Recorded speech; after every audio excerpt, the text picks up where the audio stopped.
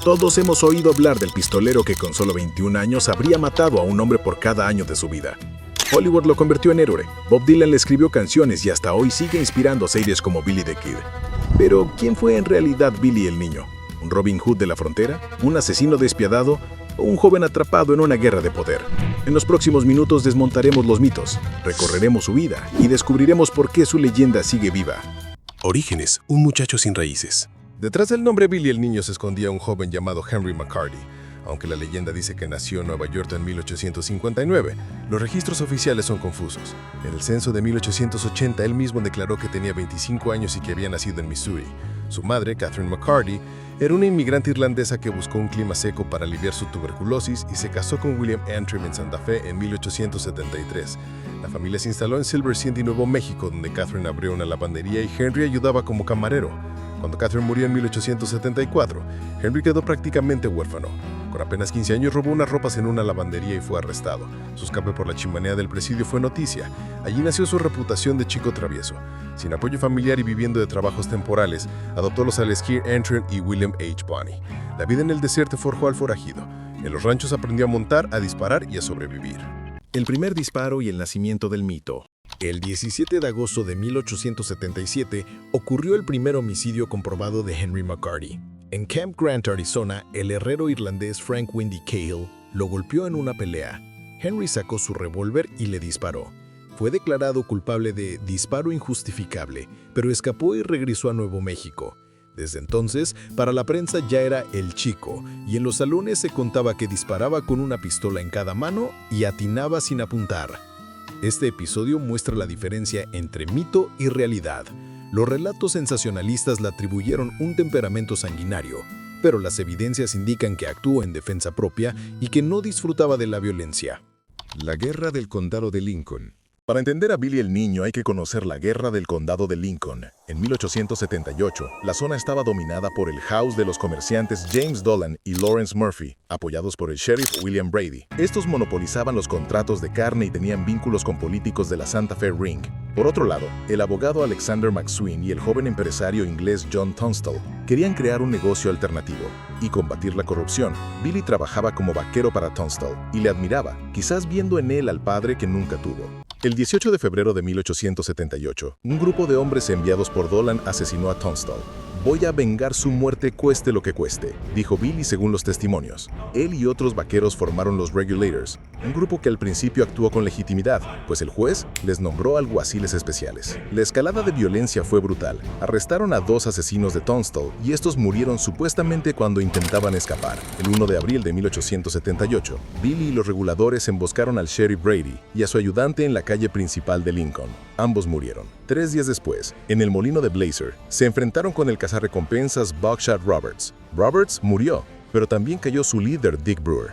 El gobernador Lew Wallace declaró fuera de la ley a los reguladores y el conflicto degeneró en la llamada Guerra de los 5 días. Los reguladores resistieron en la casa de McSween hasta que el ejército intervino con un cañón. McSween murió en el incendio, pero Billy logró escapar. En este punto, Henry McCarty pasó de ser un simple vaquero a un fugitivo buscado. Sus acciones se inscribieron en una lucha de poder más amplia. No era un bandido solitario, sino un joven en medio de un enfrentamiento empresarial y político. Los historiadores de la Encyclopedia of the Great Plains señalan que solo se pueden documentar 4 muertes provocadas por Billy: Cahill en 1877 y las derivadas de la Guerra de Lincoln, los ayudantes de Dolan, Baker y Morton, el sheriff Brady y el guardia al que mató durante su fuga de 1881. Las demás muertes que se le atribuyen carecen de pruebas. Persecución, captura y fuga. Tras la guerra, Billy siguió robando ganado y atrayendo simpatías entre los rancheros modestos.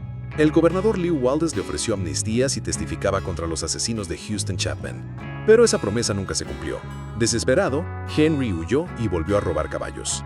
En diciembre de 1880, el nuevo sheriff Pat Garrett lo capturó en Stinking Springs. Lo llevaron a Las Vegas, donde un periodista de la Las Vegas Gazette lo describió como un joven de buen humor, de 5 pies 8 o 9 pulgadas de altura, nada del enano feroz que nos cuenta el cine. El 28 de abril de 1881, mientras esperaba la horca en la cárcel de Lincoln, pidió ir al baño.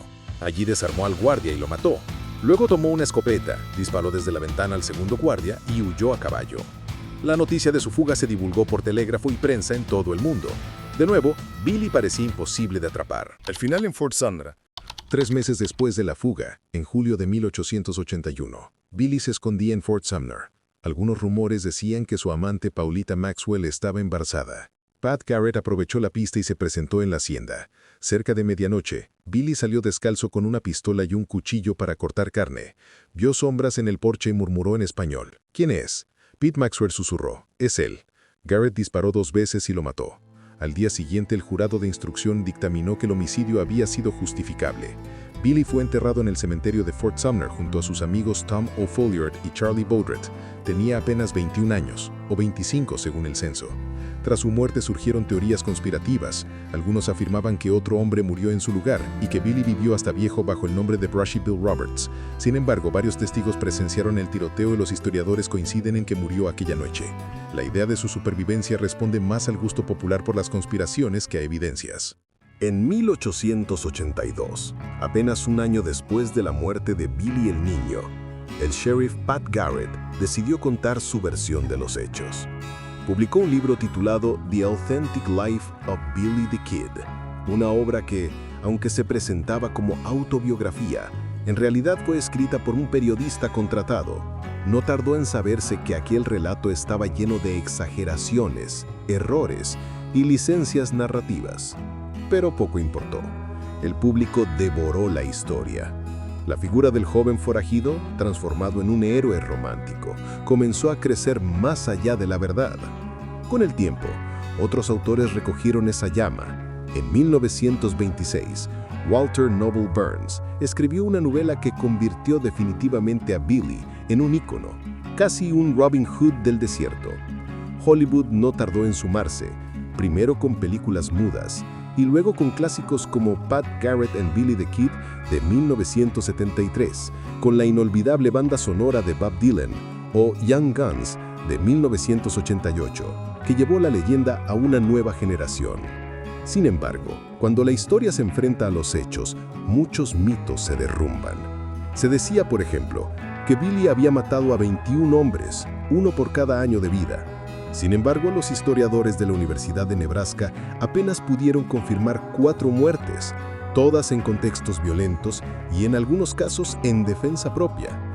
También se creía que era un hombre de baja estatura, apenas 1,60 m, pero estudios posteriores, basados en la célebre fotografía Tintype y en la longitud de su rifle Winchester, calcularon que medía en torno a 1,73 m, lo que lo hacía de estatura media para su tiempo.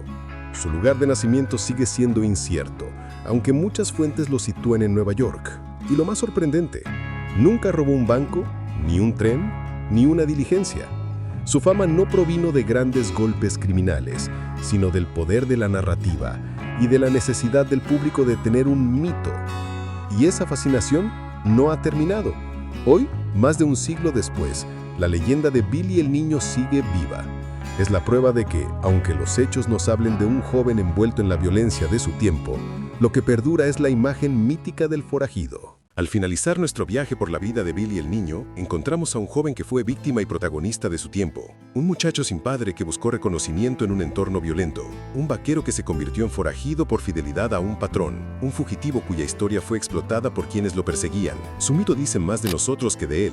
Nos encanta imaginar héroes trágicos, pistoleros románticos y conspiraciones inmortales. El verdadero Billy no fue un villano unidimensional ni un santo vengador. Fue un producto del viejo oeste, un escenario donde la ley era débil y los intereses económicos dictaban la justicia. Como muchos jóvenes en situaciones límite, tomó decisiones cuestionables que lo llevaron a la muerte. El hombre real pudo haber matado a 4 personas, el resto lo inventó el imaginario colectivo. Ahora que conoces la verdadera historia, ¿qué opinas sobre Billy el Niño?